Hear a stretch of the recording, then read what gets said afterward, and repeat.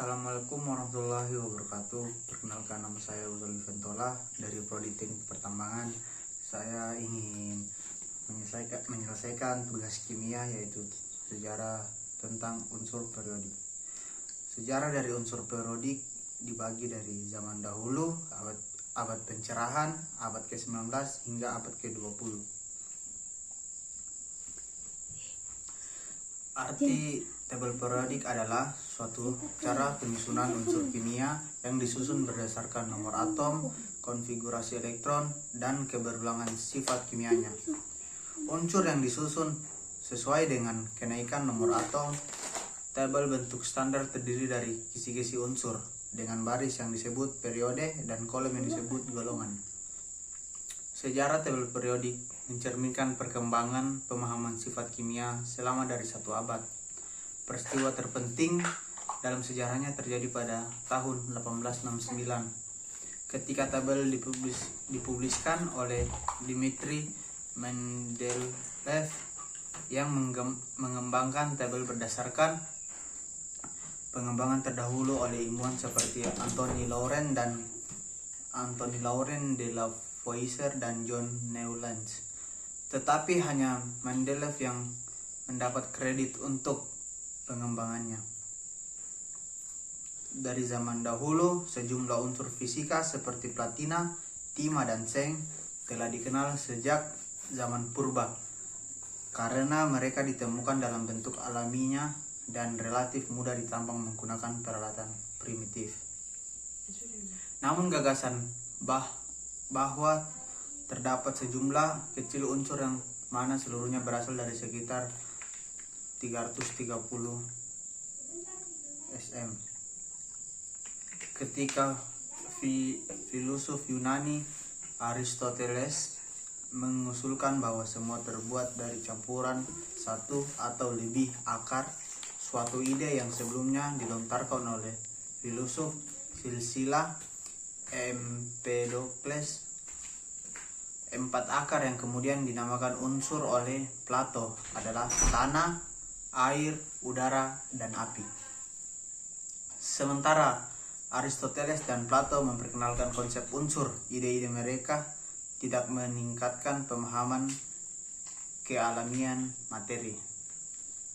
Masuk ke abad pencerahan, menurut Henning Brand, sejarah tabel periodik adalah juga sejarah penemuan unsur kimia. Orang pertama dalam sejarah penemuan unsur baru adalah Henning Brand, seorang pedagang Jerman yang bangkrut. Brand mencoba untuk mengungkapkan batu filosofis, objek mistis yang dipercaya dapat mengubah batuan logam bisa menjadi emas.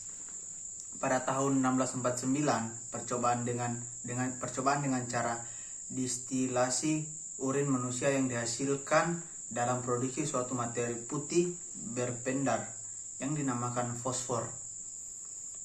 Ia merahasiakan penemuannya hingga 1680 ketika Robert Boyle mengungkap kembali fosfor dan mempublikasikan penemuannya. Penemuan fosfor memicu munculnya pertanyaan bagaimana suatu zat disebut unsur. Pada tahun 1661, Boyle mendefinisikan unsur sebagai suatu zat yang tidak dapat dipecah menjadi zat yang lebih sederhana melalui reaksi kimia. Definisi sederhana ini berlaku selama 3 abad dan berakhir saat ditemukannya partikel subatomik. Kemudian pada abad ke-19, Johann Wolfgang Dobereiner. Pada tahun 1817, Johann Wolfgang Dobereiner mulai memformulasi suatu percobaan terawal untuk mengklasifikasikan unsur. Pada tahun 1829, ia dapat membentuk beberapa unsur ke dalam kelompok 3, yang masing-masing kelompok beranggotakan 3 unsur yang memiliki sifat-sifat terkait. Ia memberi nama kelompok ini trait. Beberapa trait yang diklasifikasikan oleh Dobereiner adalah 1. Klorin, 2. Bromin dan iodin, 2. Kalsium, strontium dan barium, 3. Belerang, selenium dan telurium, 4. Litium, natrium dan kalium. Dalam semua trait, berat atom unsur yang tengah hampir tepat merupakan rata-rata berat atom dua atom lainnya. Kemudian kita pindah ke abad 20. Henry Moseley. Pada tahun 1914, setahun sebelum ia tewas dalam aksi di Gallipoli, fisikawan Inggris Henry Moseley menemukan hubungan antara panjang gelombang sinar X unsur dengan nomor atomnya.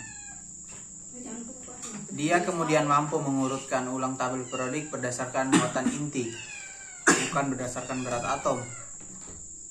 Sebelum penemuan ini, nomor atom diurutkan berdasarkan berat atom unsur. Penemuan Moseley menunjukkan bahwa nomor atom sebenarnya didasarkan pada pengukuran eksperimental menggunakan informasi tentang panjang gelombang sinar X. Moseley menempatkan argon dengan nomor atom Z sama dengan 18. Sebelum kalium, Z sama dengan 19, meskipun terdapat fakta bahwa berat atom argon 39,9 lebih besar daripada berat atom kalium yang beratnya 39,1. Urutan baru itu sesuai dengan sifat kimia unsur-unsur, karena argon adalah gas mulia dan kalium merupakan logam alkali. Demikian pula Moseley menempatkan kobalt sebelum nikel dan mampu menjelaskan bahwa tellurium muncul sebelum iodium tanpa merevisi berat atom eksperimental tellurium. Seperti yang telah diusulkan oleh Mendeleev, penelitian Moseley menunjukkan bahwa ada kekosongan dalam tabel periodik di nomor 43 dan 61 yang sekarang masing-masing ditempati oleh teknetium dan promethium. Demikian presentasi dari saya. Wabillahi taufiq wal hidayah. Wassalamualaikum warahmatullahi wabarakatuh.